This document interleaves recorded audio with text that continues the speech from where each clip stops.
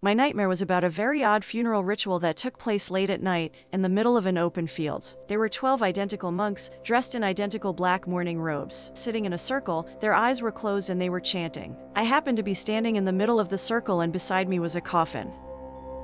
I tried to run away, but there was a strong supernatural force surrounding the circle, preventing me from escaping. Suddenly, a voice in my head told me that the only way to escape is to jump over the coffin. I was terrified because I thought it would be rude and disrespectful if I did that, even though the coffin was empty.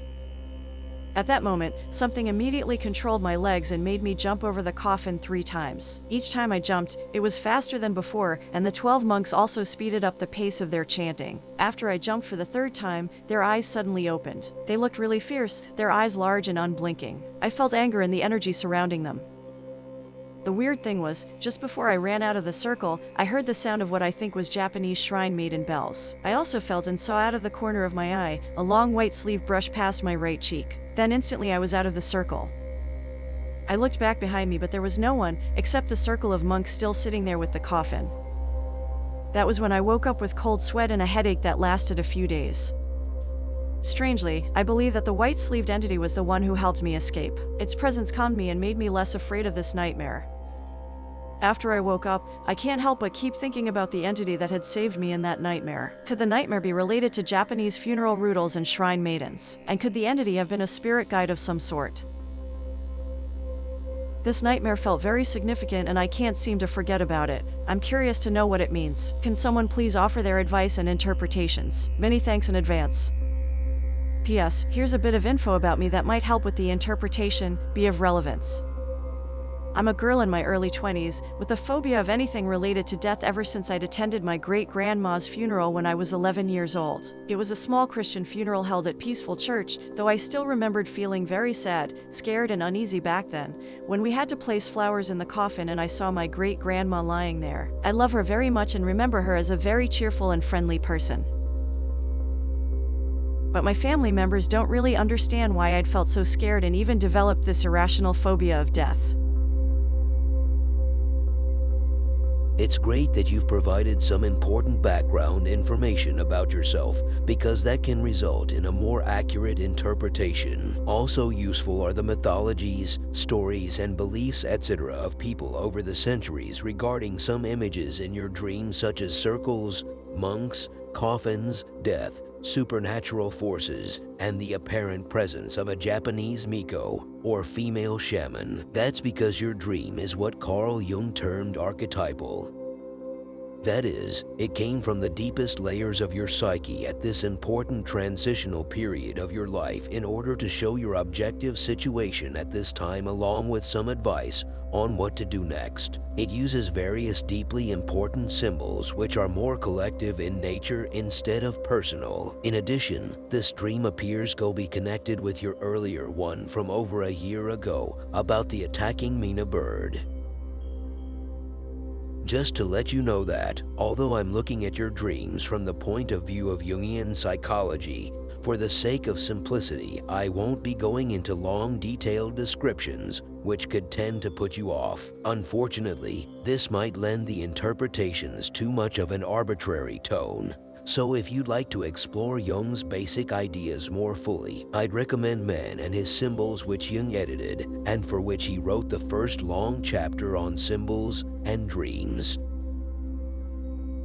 In the current dream, the location of an open field late at night suggests, instead of the presence of religious monks per se for the funeral ritual, the presence of pagan forces that also create an inescapable circle in the center of which you find yourself, along with the coffin, which you sense is empty. The presence of the coffin, of course, suggests your unfortunate phobia about death, while the darkness suggests how you're unaware of the causes of the phobia, as are other members of your family. The force which keeps you confined in the phobia is very powerful, possibly the fear that appears on the scene when anything directly or indirectly related to death appears on the scene. The 12 seated and chanting monks probably represent your inner so-called masculine side, which is usually characterized by such attributes as mind, the intellect, opinions, beliefs, focus, and being target-orientated, etc. As with all inner figures and symbols, the animus is two-sided, one being positive while the other is negative. In this case, certain overly rigid beliefs and opinions might be tending to maintain the phobia. A ritual circle in dreams usually is a symbol of an overall potential wholeness of the mind and body where all innate potentials are developed as well as possible over a lifetime. In this case, the phobia is shown as interfering with the fulfilling of some potentials. A voice in your head then says you can escape if you jump over the coffin 3 times, especially if the voice was female. It would be providing a way out of the phobia by probably in effect advising you to adhere to and believe in yourself as a unique person instead of, say, sticking too much with certain conventional attitudes and goals, etc., which don't really fit your own personality deep down. This inner figure was termed the self by Jung, here possibly symbolized by a Japanese Miko, a description of whom you probably came into contact with earlier in your life, but which faded easily into your unconscious. Just briefly researching this figure provided some interesting parallels. For example, in the distant past, a Miko was a female shaman who interpreted messages from the dead, and she wore a white shroud to signify she was married and in service to a god, i.e., to an inner psychological energy of high value. So if you yourself have a phobia regarding anything about death, then this apparently could interfere with some kind of ability related to, for example, comforting people or yourself who are facing death literally or in terms of a difficult psychological transition.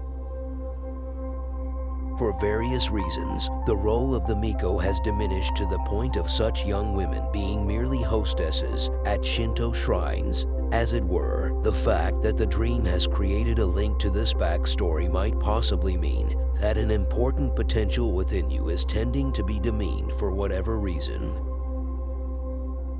It's likely that your great-grandma, whom you still love so much, in some way symbolizes your inner self figure, maybe because of some innate nearness to the type of person she was and how close you felt to her. Her death was extra traumatic for you at such a young age. The problem is that the fear of death which appeared at that time might still actually be disguising a fear of life. This is always totally understandable in such situations when the pain felt was so excruciating. It's as if an unconscious thought or belief was formed which said something like, if this horrible pain is what life is going to give me, I don't want any part of it. So while you've probably succeeded very well in many areas of your life, some areas might tend to be excluded which relate to darker emotions and experiences. Without these though, we often can't grow as totally well-rounded as is potentially within us.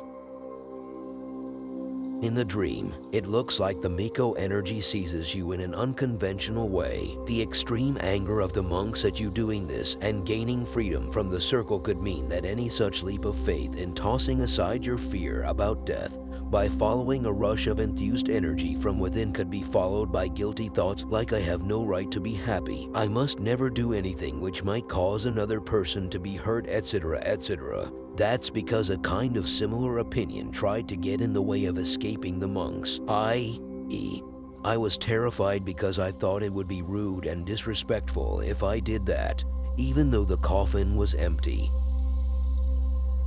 Similar ideas appear in the dream about the black mina bird. It's safe to say that birds and animals in dreams most often symbolize the dreamer's overall way of handling natural instinctive emotions, vague feelings, intuitions, and even cold thoughts and actions that are sometimes needed to defend ourselves in certain situations. A bird has the extra special role of being a messenger to the ego about the state of her or his relation to the instinctive side. In your case, the bird is very angry with you, aggressively attacking your head. Without knowing anything about your close friend at the time and the nature of the argument, it's not really possible to be specific, but Jung's close colleague Marie-Louise von Franz writes about friends as follows. We make friends with people who live out our shadow. Friends can do the things we cannot do. Tell me who your friends are, and I have the whole panorama of your good and bad qualities. Our bad qualities as well as our good ones hold an attraction, a fascination for us. The friend is often the person whom one envies. The friend is more elegant, or dances better, or can move about better in outer life, or has depth, or has a better mind. So if one hasn't worked on one's shadow, there is always a kind of love-hate relationship with the shadow and with one's friends. So it's possible that you and your close friend had some mutual shadow issues, which might have caused the blow-up. Jungian analyst Daryl Sharp defines the shadow in Jung lexicon as follows. Before unconscious contents have been differentiated, the shadow is in effect the whole of the unconscious. It is commonly personified in dreams by persons of the same sex as the dreamer. The shadow is composed for the most part of repressed desires and uncivilized impulses, morally inferior motives, childish fantasies and resentments, etc. All those things about oneself one is not proud of.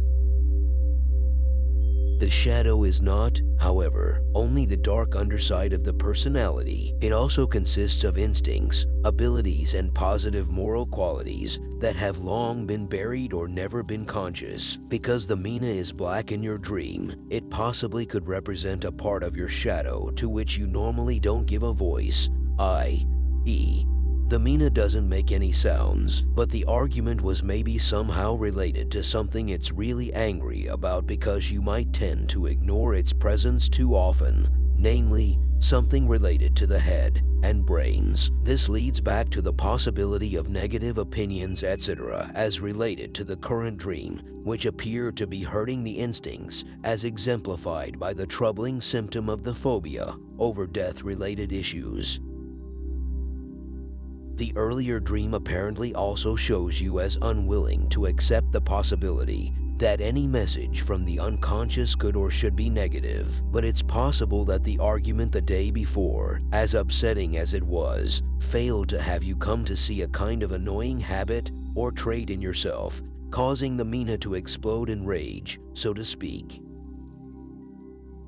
The head and brain often symbolize where the animus lives, as it were. If it tends to be carrying on its activities mostly unconsciously, it can be very annoying to others. If so, such a state of your brain is only valuable as food in the mina's view since it produces little else of value. Worms also suggest the idea of death, i.e., perhaps a need for certain unhelpful habits of thought, etc., to be made conscious, to unpleasantly die in the process, and therefore to provide nourishment for future growth. Banging your head against a wall by firmly sticking to old habits of mind, instead of trying to genuinely accept what the mina is angry about, apparently can temporarily relieve certain outer life situations, but the area around your third eye is painfully hurt such that cries of confusion and fear are heard. The third eye is one symbol of the self, and from the dream's point of view, any such injury is very dangerous, just like a fractured skull is dangerous in outer life. Anyway, without knowing much about you, this way of looking at your dreams might not fit your personal circumstances very well, but I hope that these ideas can be helpful in some way. Please feel free to comment on or to ask any questions about this particular way of looking at your dreams.